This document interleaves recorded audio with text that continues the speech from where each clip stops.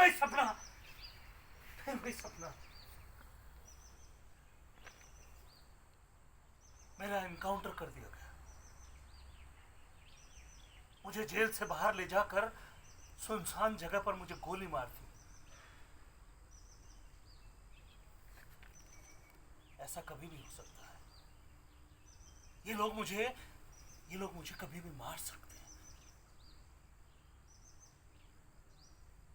हालांकि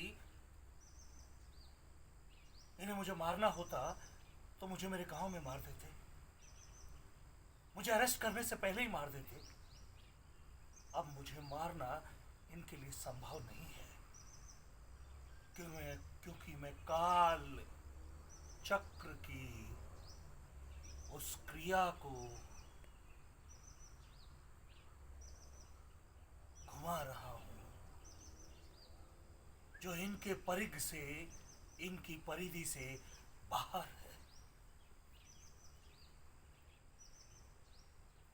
किंतु मुझे आजकल एनकाउंटर के सपने आ रहे हैं, शायद इसलिए कि मैं उन सब साथियों के बारे में सोच रहा हूं जिनका पुलिस ने एनकाउंटर कर दिया।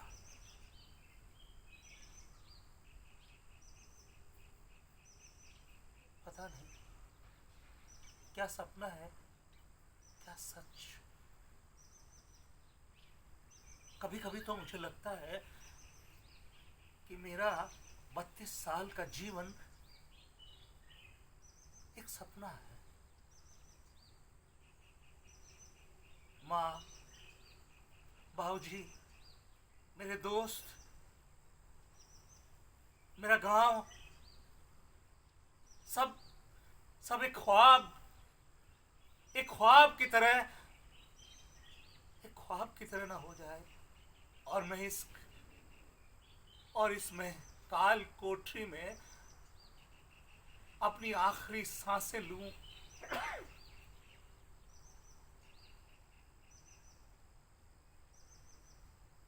खुले मैदानों, नदी, तालाब, पशु पक्षियों, खुले मैदानों, इंसानी हलचलों से दूर ये काल कोठरी मौत से भी बदतर है। लेकिन नहीं,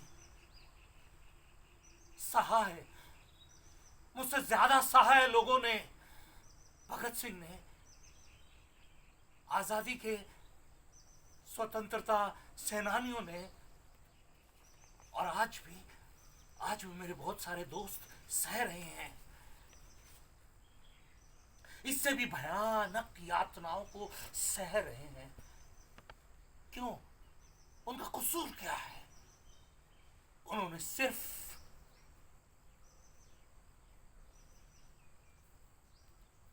सिर्फ सच कहा, वो सच जो सत्ता को पसंद नहीं है। उनका अपराध है सच कहना,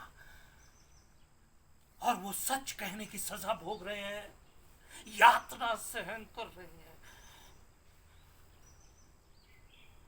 मैं भी सहूंगा, मैं अपने आप को मजबूत करूंगा इन यातनाओं को सहने के लिए।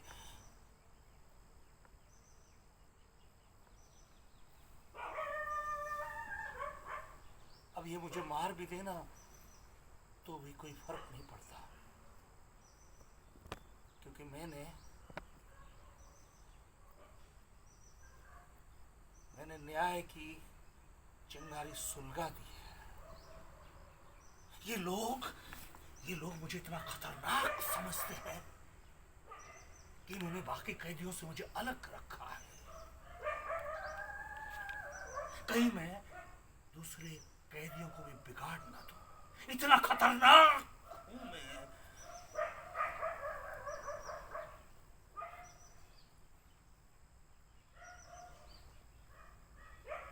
जेल की दीवारों के बाहर से आती इन कुत्तों की आवाज सुन रहे हैं आप?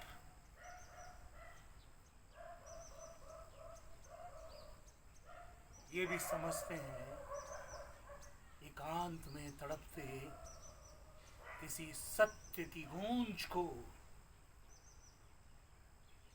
ये तभी भोगते हैं जब कोई अनहोनी होती है या कोई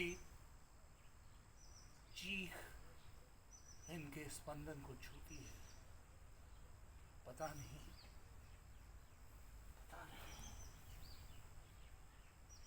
क्या टाइम हुआ होगा।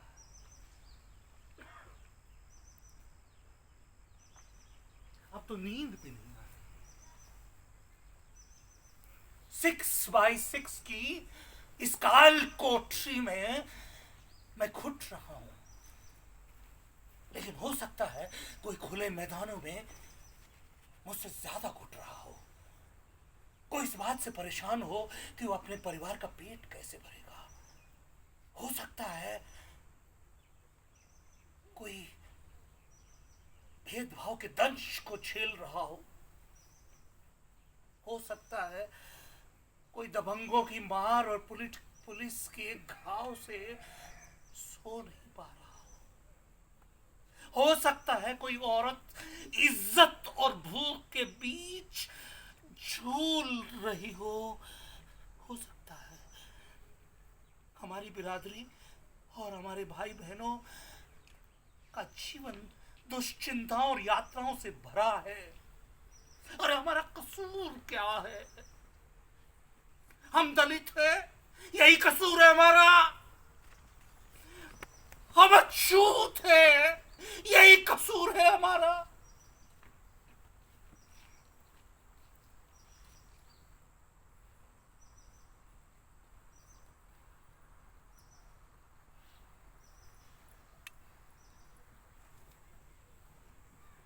ये मुझे बचपन से ही पता चल गया था। जब स्कूल में पहाड़ा ना आने के लिए दूसरे बच्चों को डांट फटकार मिलती थी तो मुझे डंडे रसीद हो जाते थे। किसी शिक्षक का मूड खराब होता तो मुझे 2-4 थप्पड़ तो यूं ही रसीद कर देता। क्यों बे, क्या देख रहा है इधर? क्या देख रहा है इधर? बच्चे जो मेरी शिकायत लेकर जाते तो टीचर ये नहीं सुनते कि मैंने क्या किया है, बस 2-4 रसीद कर देते तबीयत से। एक दिन एक बच्चे ने मुझे मेरी जाति से गाली दी, मुझे बहुत गुस्सा आया और मैंने उसकी जोरदार धुनाई की। वो सीधा हेडमास्टर के पास गया। हेडमास्टर गांधीवादी थे, गांधीवादी। मेरा रिजल्ट अच्छा आने के कारण मुझे मानते थे, लेकिन उस दिन उन्होंने मुझे जो कहा वो आज भी चुभता है मुझे, मेरी रूह को लीलता है, छीलता है। उन्होंने कहा अपराध तुम्हारे खून में है। अंग्रेज भी तुम्हारी जात को अपराधी मानते थे। मैंने कहा सर, क्या हमारा देश आजाद हो गया है? उन्होंने कहा हाँ, कैसे बात करते हो, हमारा देश तो कब का आजाद हो गया। मैंने कहा नहीं सर, अंग्रेज भी हमें अपराधी मानते थे और आप भी अपराधी मानते हो, तो हम आजाद कैसे हो गए सर? कैसे आजाद हो गए? हेडमास्टर साहब के पास मेरे सवाल का कोई जवाब नहीं। कई शिक्षक तो इस बात से परेशान थे कि मेरे खानदान में कोई पढ़ा लिखा नहीं है तो भी मैं पढ़ाई में अव्वल नंबर लाता कैसे हूं। कई शिक्षकों के लिए रहस्य है ये विषय कि मैं पढ़ाई में अच्छा क्यों हूं। अरे हमारी हर बात पर शक किया जाता, बात पर शक किया जाता। अगर कोई दलित गोरा है तो सीधे उसके बाप पर सवाल उठाया जाता। हमेशा शक और संदेह के घेरे में रहते हैं हम। अरे क्या जरूरत है तुम्हें इतना नंबर लाने की? अरे क्या जरूरत पढ़ाई करने की यार? तुम तो कहीं भी चले जाओ, यूपीएससी, मेडिकल, इंजीनियरिंग, तुम्हारा तो कितने ही नंबर लाओ, तुम्हारा एडमिशन तो पक्का है। यदि आरक्षण कोई हमारा हक नहीं भीख हो,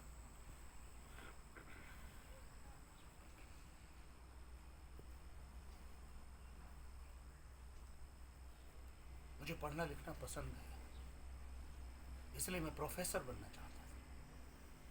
मैं चाहता था पढ़ूं लिखूं शोध करूं बच्चों को पढ़ाऊं। मैंने उसी कॉलेज में एडमिशन लिया जहां डॉक्टर नरोत्तम सिंह जैसे विद्वान थे। उनकी किताबें मैंने पढ़ी थी, बहुत पसंद करता था मैं उनको। उनका लेक्चर में ध्यान से सुनता और वो भी मेरे सवालों का मन लगाकर जवाब देते। एक दिन उन्होंने मुझे अपने चैम्बर में बुलाया और मेरे जिले के बारे में पूछा, फिर मेरे गांव के बारे में पूछा और फिर उन्होंने सीधे कहा, तुम ठाकुर हो ना? मेरा तो जैसे सारा खून सूख गया कि मुझसे भारत का प्रखर बुद्धिवादी प्रगतिशील व्यक्ति पूछ रहा है कि मैं ठाकुर हूं ना।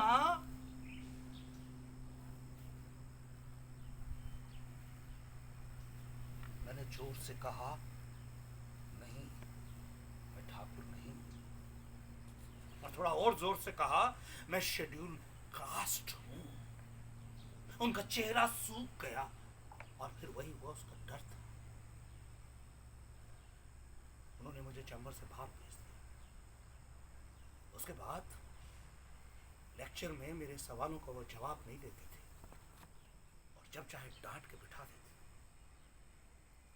कैंपस में बाकी छात्रों के साथ हंसते खेलते जा रहे हुए होते और मुझे सामने देखते ही उनका चेहरा उतर जाता। आखिर क्या कसूर था मेरा? मैं दलित पैदा हुआ हूं, इसमें मेरा क्या कसूर था? क्या कसूर है? इस बार मैं टॉप नहीं कर पाया क्योंकि मुझे वाइवा में कम नंबर दिए गए। एमफिल में मन लायक विषय नहीं मिला और पीएचडी में मेरा कोई गाइड बनने को तैयार नहीं था। बड़ी मुश्किल से एक नई शिक्षक तैयार हुई।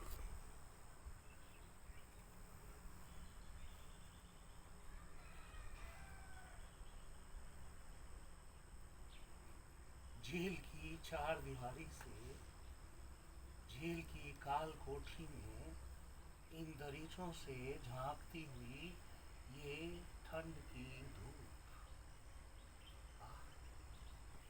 ये धूप।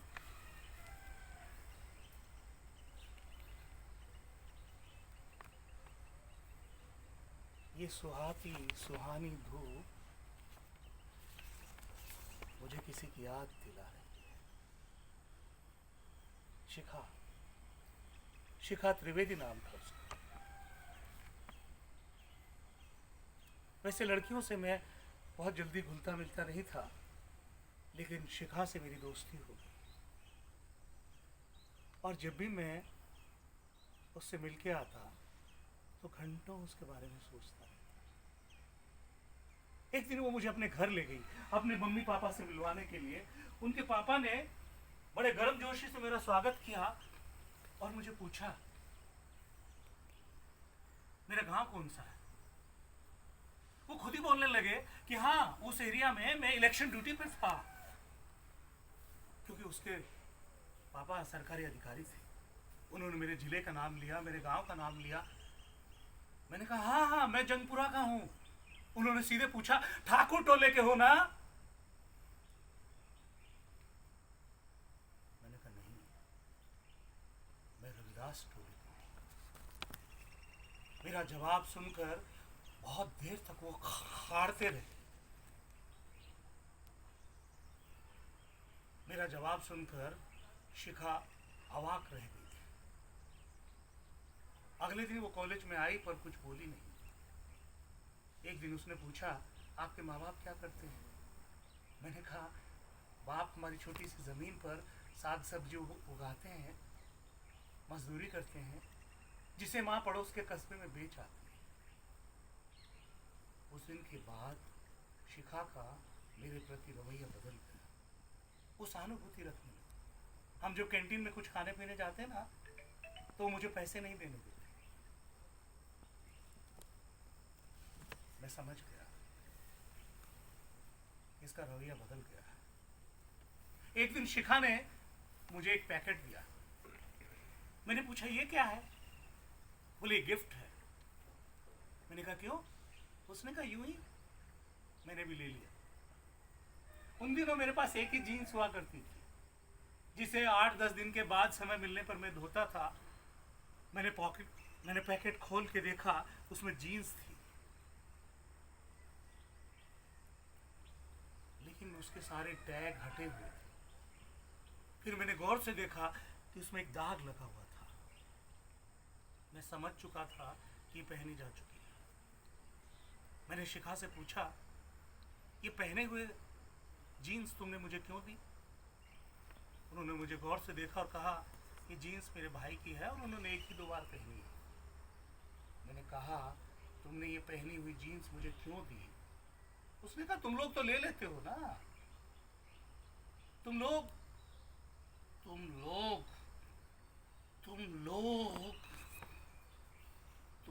तो ले लेते हो ना। क्या सोचते हैं ये शर्मा, चतुर्वेदी, द्विवेदी कि हम केवल उनके जूठन पर पलते हैं? केवल जूठन पर पलते हैं हम? उनकी उतरन पहनने के लिए पैदा हुए हैं हम?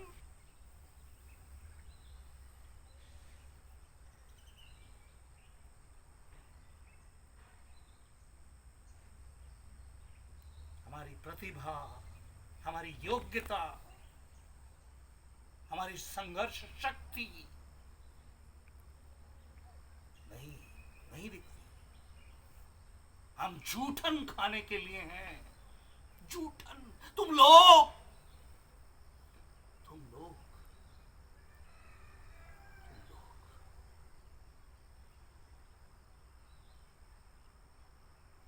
उस दिन के बाद मैंने शिखा से दोस्ती तोड़ दी,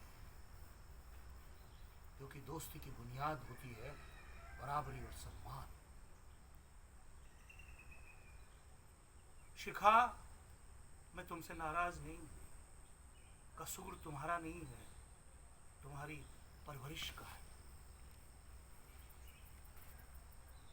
जब मैं कॉलेज में एडमिशन लेने गया तो बाबूजी ने साफ कहा था, किसी पार्टी पॉलिटिक्स के चक्कर में मत पड़ना। लेकिन मुझसे रहा नहीं जाता। मैं अपने लोगों के साथ होते अन्याय को नहीं देख पाता हूं, नहीं देख पाता हूं। और ना चाहते भी मैं उस मसले में पड़ा। कॉलेज में हम अंबेडकर छात्रावास में रहते। हुआ है क्यों, हमारे दोस्तों ने कॉम्पीट किया था, पीसीएस का रिजल्ट आया और हमारे कुछ साथी सफल हो गए, उनका सिलेक्शन हो गया। तो मैंने सोचा कि क्यों ना जश्न मनाया जाए।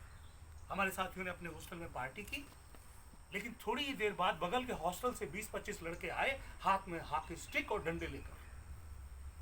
पहले तो उन्होंने हमें गालियां देनी शुरू किया। अबे साले, आरक्षण के दम पर डिप्टी कलेक्टर बन रहे हो साले, हमारी तरह नंबर आके दिखाओ, जनरल में आके दिखाओ बे। बाकी की गालियां मैं दे नहीं सकता आपके सामने। फिर डंडों से हमारी पिटाई की, गालियां दी, हमें रोंदा और पार्टी भंग करके चले गए। अगले दिन यूनिवर्सिटी ने कमेटी बिठा दी, जांच कमेटी बिठी। जांच कमेटी ने तुरंत अपना निर्णय सुनाया कि अंबेडकर छात्रावास के लड़के डीजे बजा रहे थे, जिससे पड़ोस के हॉस्टल के छात्रों को डिस्टरबेंस हो रही थी, क्योंकि वो एग्जाम की पढ़ाई कर रहे थे। इसलिए अंबेडकर छात्रावास के लड़कों ने उन पर हिंसा की, उनको मारा और भगा दिया। और ये तब था जब उस जांच कमेटी में एक दलित शिक्षक भी थे।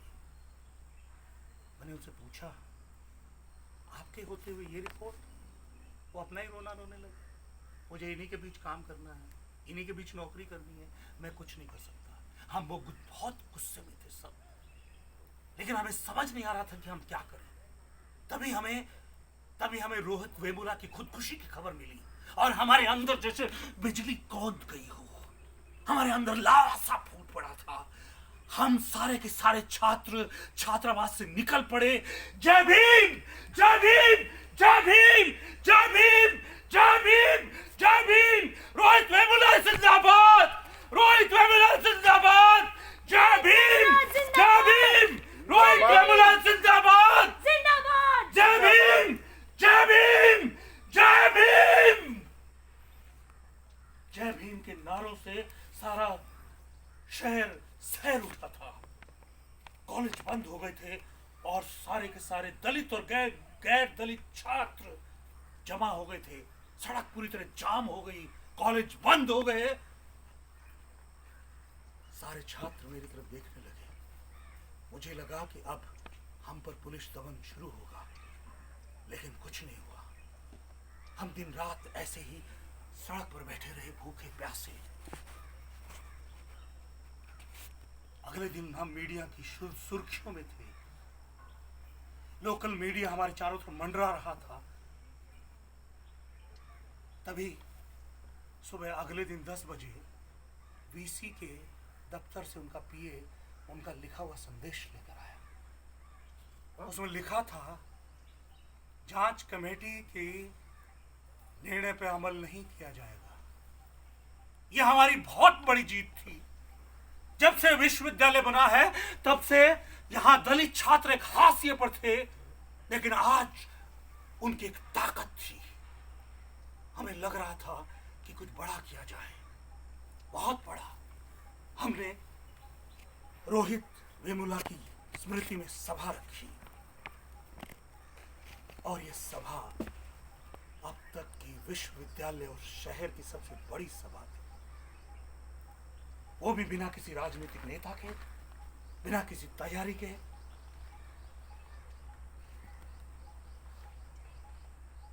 हमें सभी राजनेताओं ने संपर्क करना शुरू किया। सबसे बड़ी दलित पार्टी के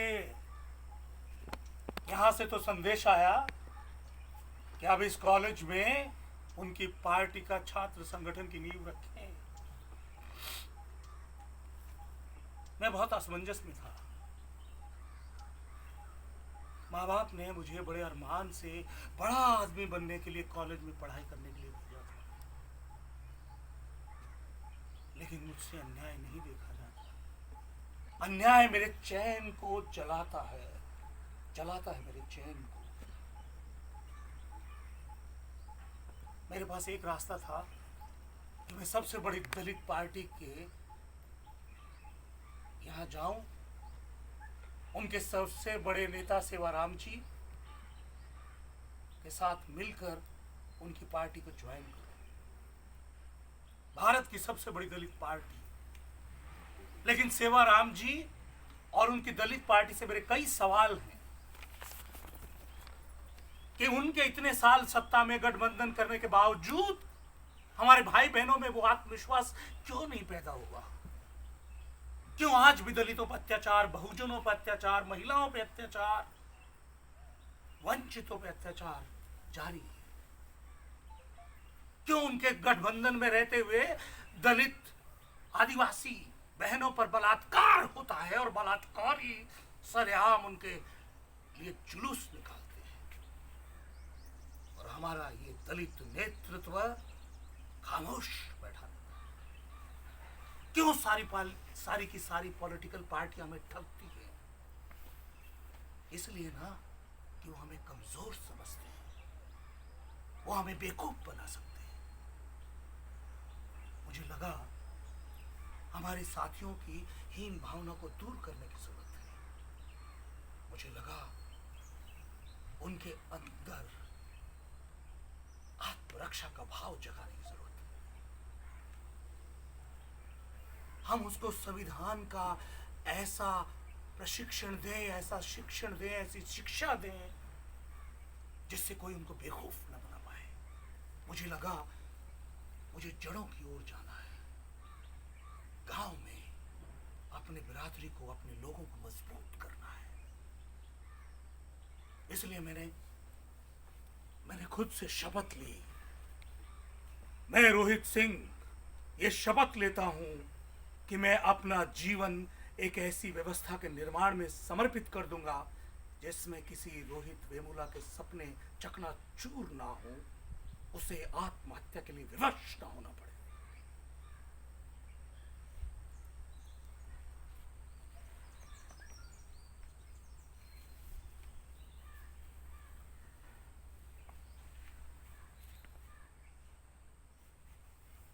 जब मैं गांव लौटा ना तो बाबूजी बहुत नाराज हुए।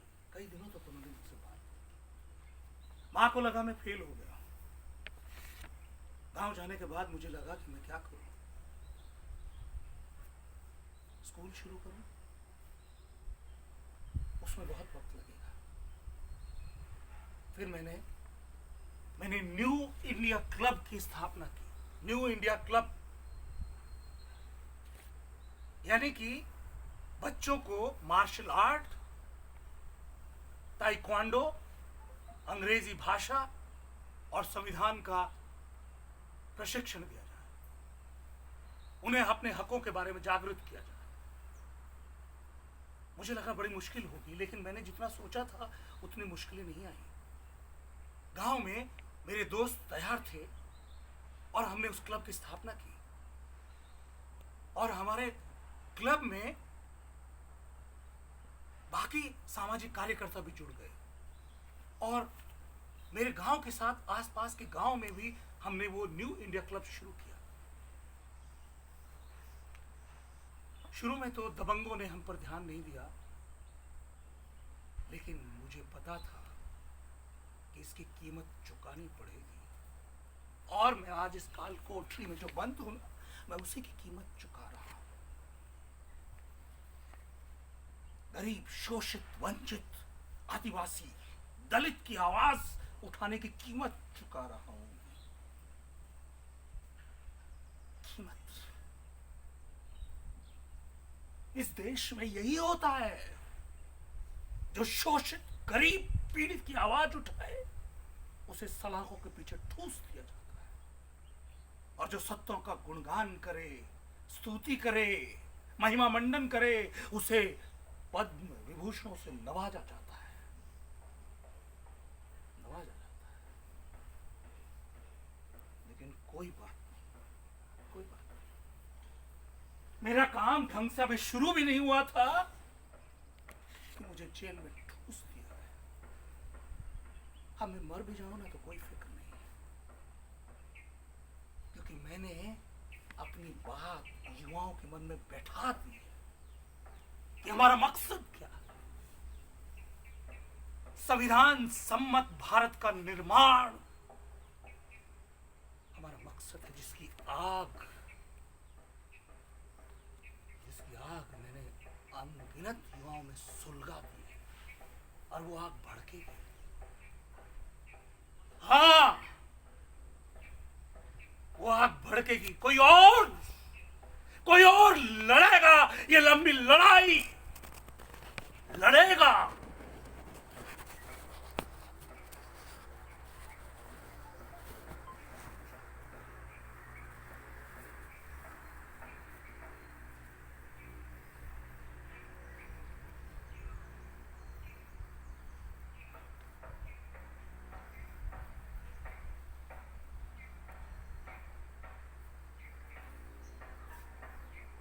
आज वक्त ने करवट ली है। आखिर कोई सच्चाई कब तक दबा सकता है? कब तक? मेरे दोस्तों ने एड़ी चोटी का जोर लगा दिया।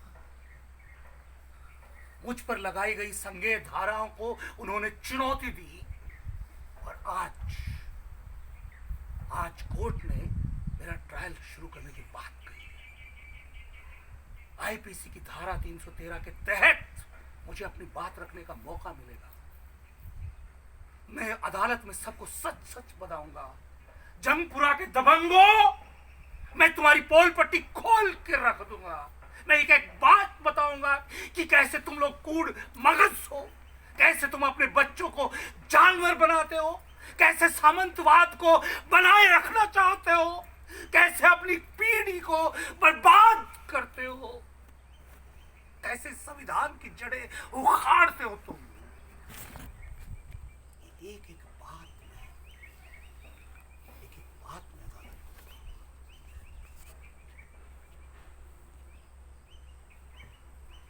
धीरेंद्र धीरेंद्र मेरा केस लड़ेगा।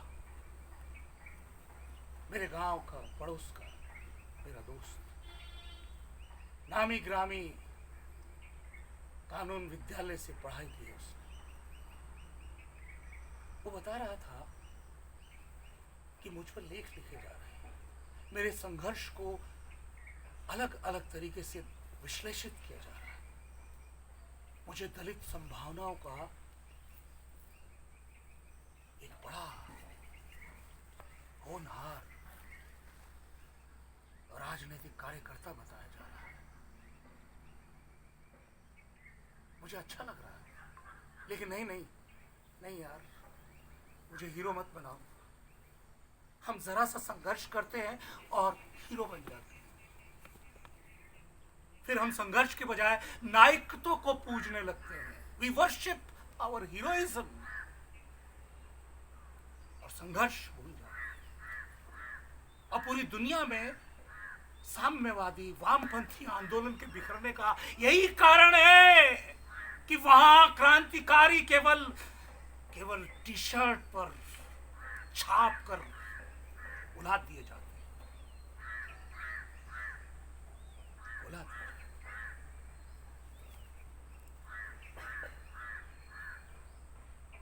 जन संघर्ष में मेरा आदर्श है फुटबॉल का खेल। फुटबॉल के खेल में हर खिलाड़ी बराबरी पर होता है।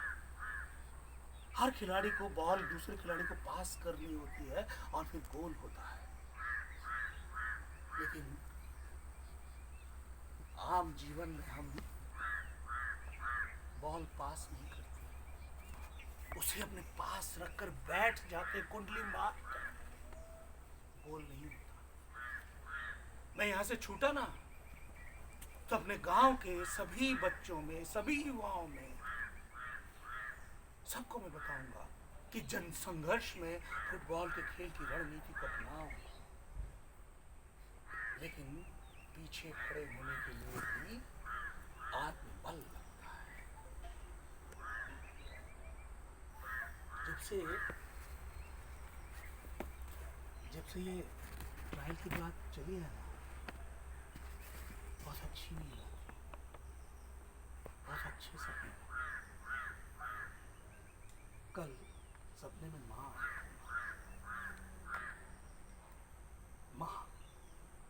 माँ ने कहा, बेटा आजा, रोटी बन गई है।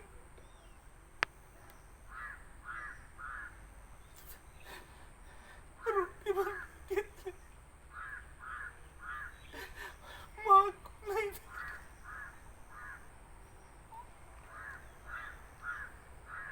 जब तमंगों ने हम पर हमला किया था ना, तो मेरी माँ गांव की सारी औरतों को बुला रही थी, इकट्ठा कर रही थी।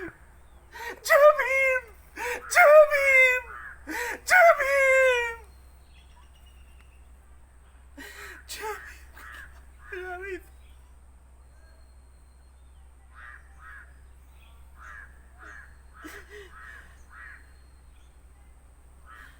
उस दिन मेरी माँ को देखकर मुझे मैक्सिम गोर्की की माँ याद आ गई। माँ, मुझे तुम पर गर्व है माँ। हर जन्म में तुम मेरी माँ बनी।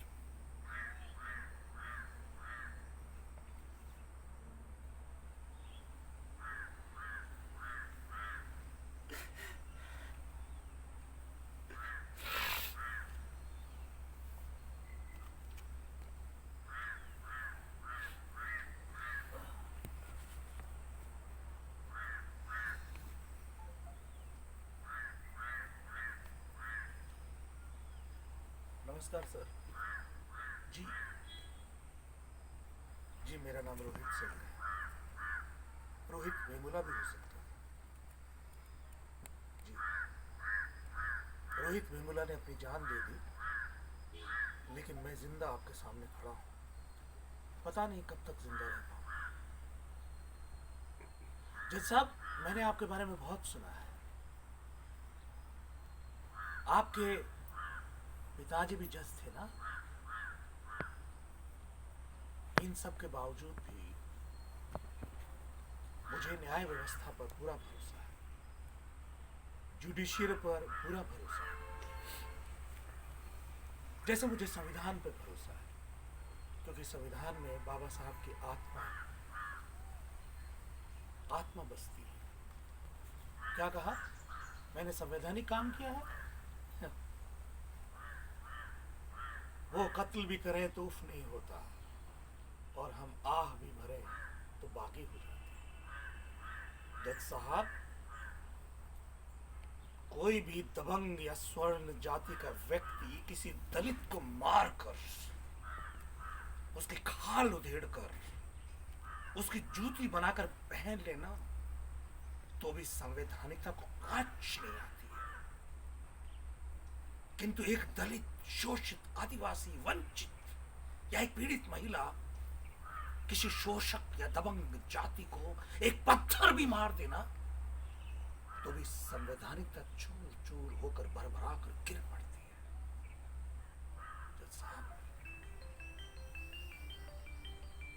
जज साहब, आपको पता है हमारी बिरादरी, हमारी जाति के लोग जेलों में क्यों बंद है?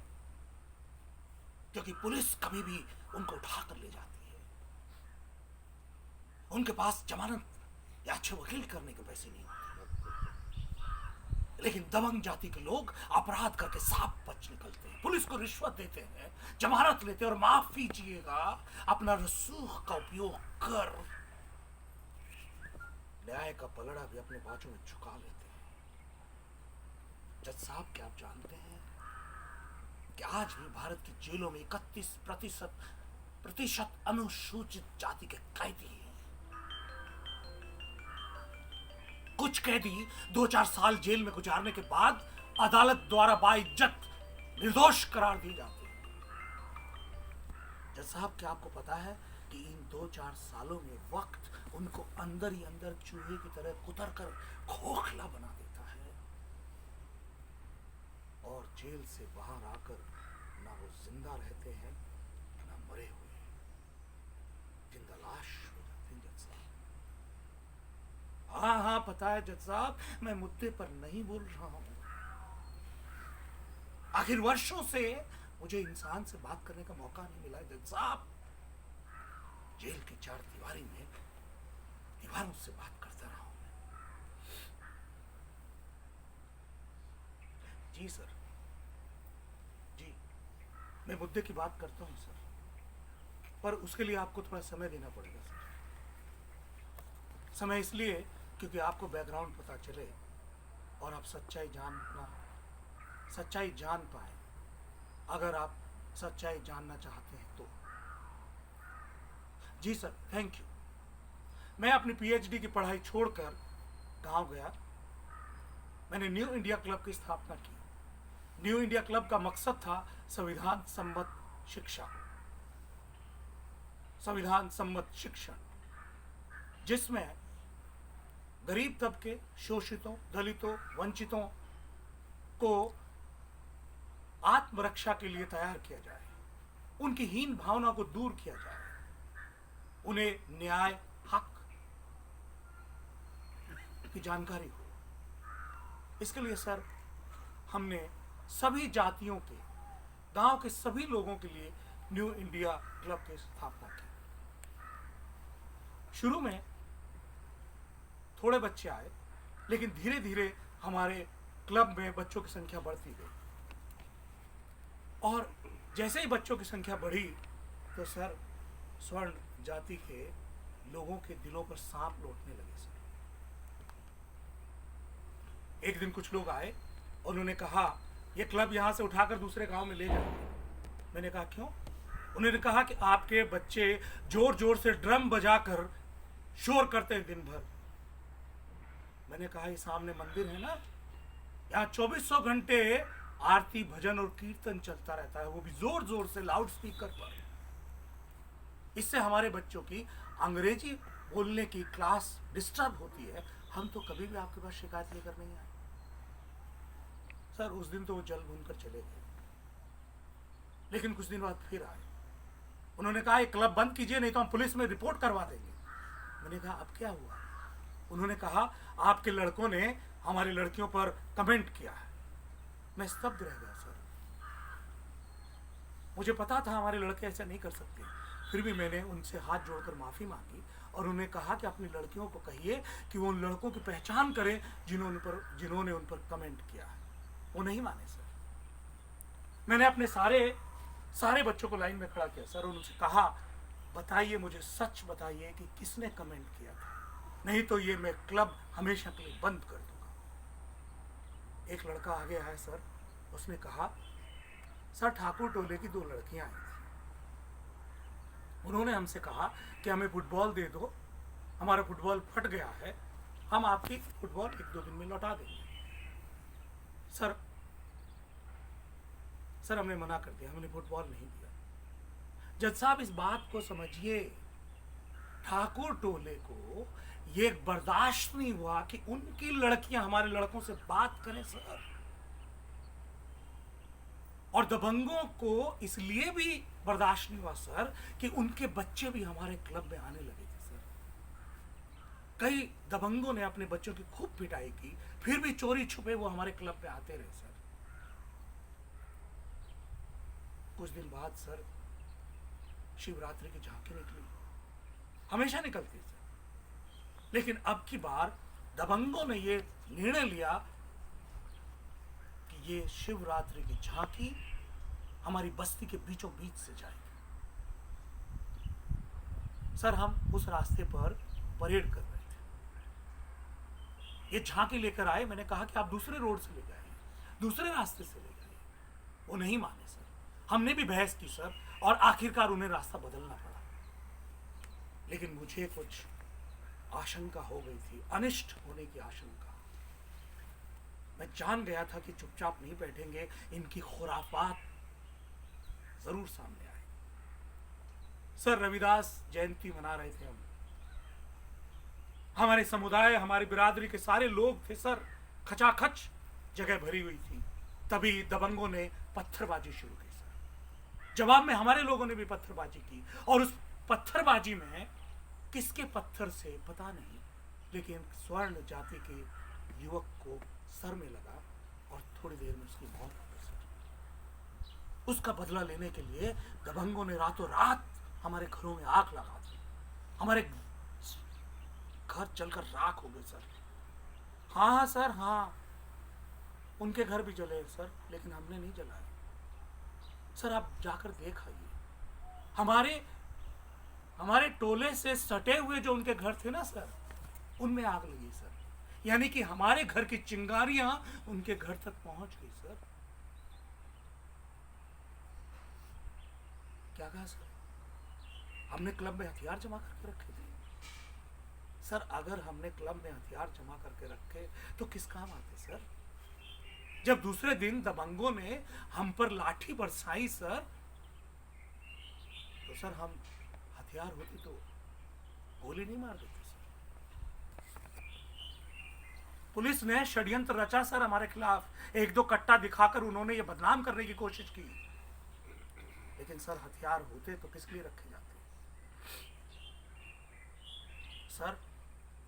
पत्थर उन्होंने बरसाया, हमारे घरों में आग उन्होंने लगाई सर, और मुझे ही जंगपुरा कांड का मुख्य अपराधी ठहरा दिया गया सर। क्या कहा सर? मेरे भाषणों से हिंसा बढ़ की सर। सर मेरे भाषण की रिकॉर्डिंग गांव के यहां मौजूद सब लोगों के पास है सर, आप सुन लीजिए। क्या कहा मैंने सर? हीन भावना से बाहर निकलो, प्रकृति ने हम सबको एक समान बनाया है। प्रकृति ने हमें जात धर्म के भेद में नहीं बांटा है। ये चंद लोगों के साजिश है जो हम इंसानों को बांटते हैं। सर मैंने कौन सी बात कही सर? कौन सी नई बात कही मैंने सर? विवेकानंद यही बात कहते आए, यही बात महात्मा ज्योतिबा फुले ने कही सर, यही बात बाबा साहब ने कही। मैंने कहा आत्मरक्षा के लिए उठो, अन्याय मत सहो। सर आपके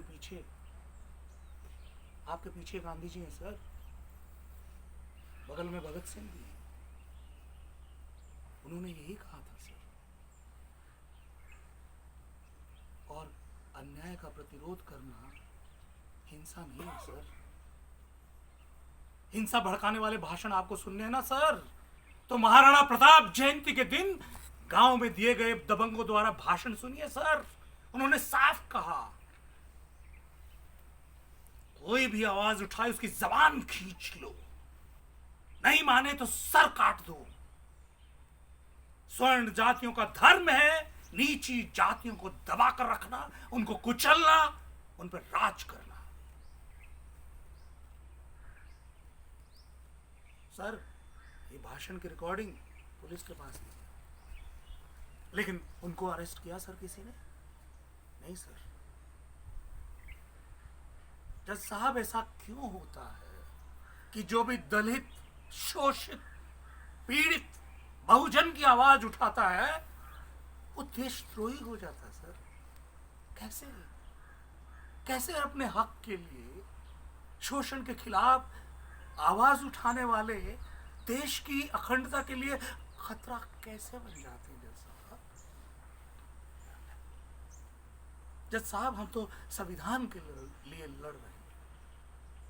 न्याय संविधान सम्मत है, अपनी बात कहना संविधान सम्मत है, शोषण का प्रतिकार करना न्याय सम्मत है, संविधान सम्मत है। सर, हम उनके खिलाफ है सर जो रोज रोज संविधान का मजाक उड़ाते हैं सर। हमें आवाज उठाने का हक संविधान ने दिया है सर, किसी की खैरात नहीं है। जज साहब, हमसे कहा जाता है कि हम धर्म पर गर्व करें। कैसे गर्व करें सर? कैसे गर्व करें जो धर्म हमें उपहास, भेदभाव, छुआछूत और तिरस्कार देता हो? उस धर्म का कैसे सम्मान करें सर? हमें ताने दिए जाते हैं सर। सरकारी नौकरियों सर, ग्रुप ए की नौकरियों में 13% दलित है सर,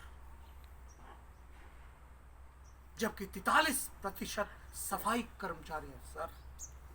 क्या हमारा जन्म सिर्फ सफाई कर्मचारी बनने के लिए हुआ सर? केंद्रीय विश्वविद्यालयों में associate professor, professor, assistant professor 8.7% दलित हैं सर। नॉन टीचिंग स्टाफ में 10%, जबकि इसी कैटेगरी में 75% स्वर्ण है सर।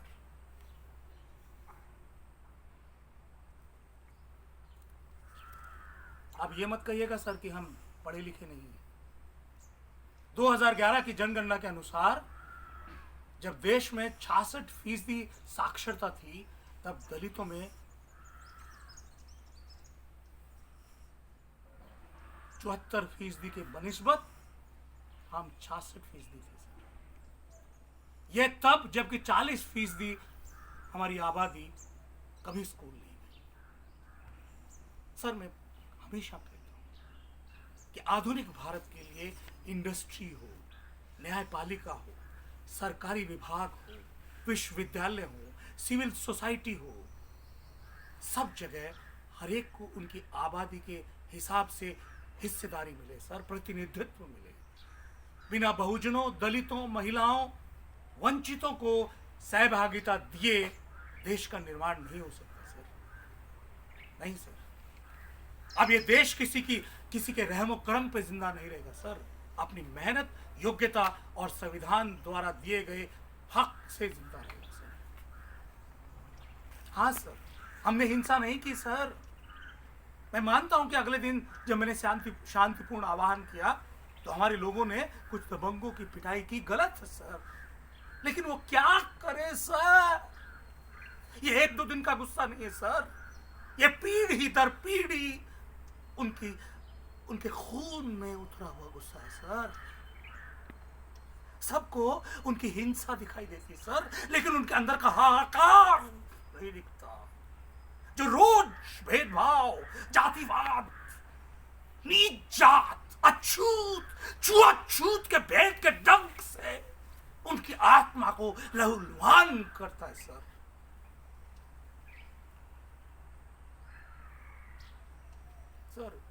जंगपुरा जैसी ये घटनाएं और बढ़ेंगी सर, क्योंकि दलितों ने, शोषितों ने अपने अधिकारों के लिए आवाज उठाना शुरू कर दिया सर।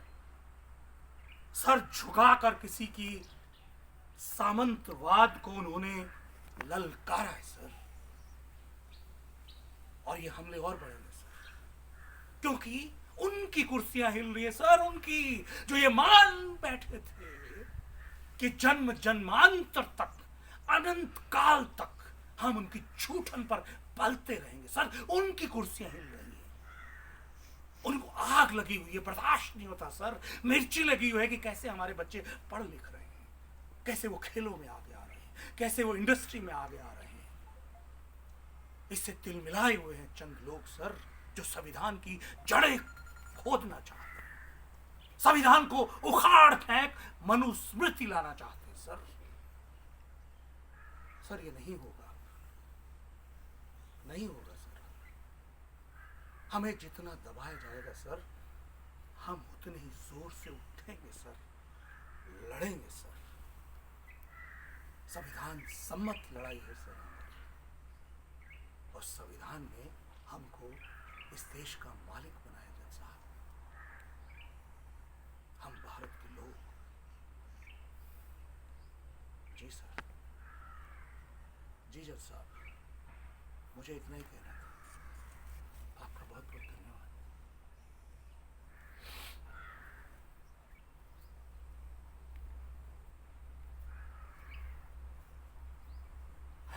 आखिरकार ट्रायल खत्म हुआ। ट्रायल के पहले मुझे ऐसा लगता था कि मेरा जीवन जैसे किसी ब्लैक होल में फंस गया है, लेकिन अब जो भी फैसला आएगा मंजूर हो। आखिर देश में एक बहस छिड़ी है, और मुझे खुशी है कि गैर दलित तबका भी चाहता है कि मेरे साथ न्याय हो। लेकिन पता नहीं क्यों दलितों के जो सबसे बड़े रहनुमा है ना, वही मुझसे नाराज होकर बैठे हैं। दलितों के सबसे बड़े नेता सेवाराम जी ने बयान दिया है कि मैं केंद्र सरकार का एजेंट हूं। सेवाराम जी, आप बहुत मंजे हुए नेता हैं। पता नहीं आपने कौन सी राजनीतिक कुटिल चाल के तहत ये बयान दिया है, लेकिन आपके इस बयान ने मुझे बहुत आहत किया है सेवाराम जी। आखिर अपनों का दिया हुआ दर्द कुछ ज्यादा टीसता है। लेकिन सेवाराम जी, मैं राजनेताओं की तरह जटिल नहीं हूं। मैं सीधा सोचता हूं, सीधा देखता हूं और सरल जीवन जीता हूं। मुझे आश्चर्य है कि आपके मन में मेरे प्रति इतनी कटुता क्यों। उससे भी ज्यादा आश्चर्य है कि क्या मैं आपके रास्ते में आ गया हूं। नहीं सेवाराम जी, आप कहते हैं कि सत्ता में सहभागिता करके हम दलितों, वंचितों, बहुजनों को सशक्त कर रहे हैं। लेकिन मुझे बताइए, इतने साल सत्ता में रहने के बाद भी आप ही के प्रदेश में क्या हमारे भाई बहन मजबूत हुए? आप जो राजनीतिक गठजोड़ का गुणगान करते हैं ना सत्ता के लिए, क्या वो राजनीतिक गठजोड़ सामाजिक गठजोड़ में बदल पाता है? हमसे छुआछूत करने वाले क्या राजनीतिक गठजोड़ के बाद, सत्ता में बैठने के बाद, सत्ता सुख भोगते हुए क्या हमारे साथ रोटी बेटी का नाता रखते हैं? नहीं सेवाराम जी, नहीं। वो गठजोड़ करके आपसे अपना सत्ता हित साधते हैं और आप चुपचाप बैठे रहते हैं, चुपचाप।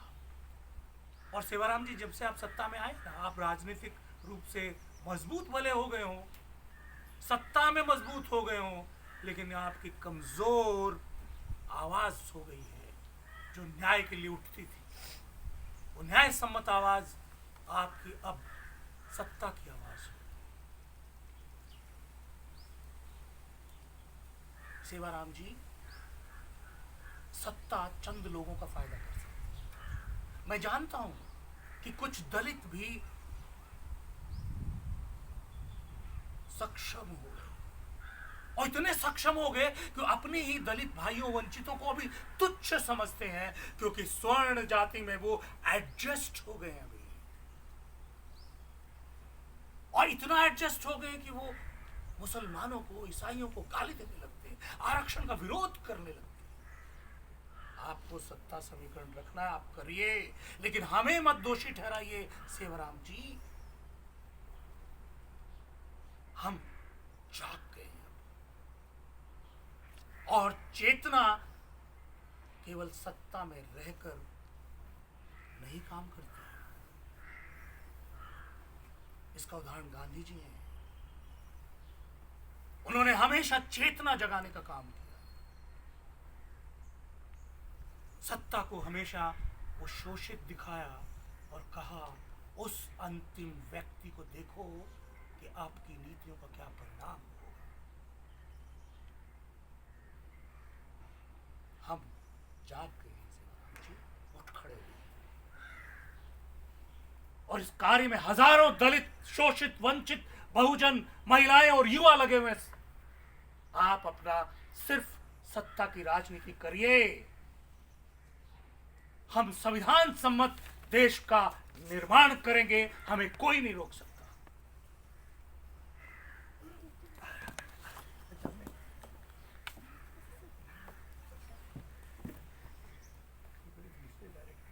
आखिरकार मुझे रिहा कर दिया गया। ये हमारी बहुत बड़ी जीत थी।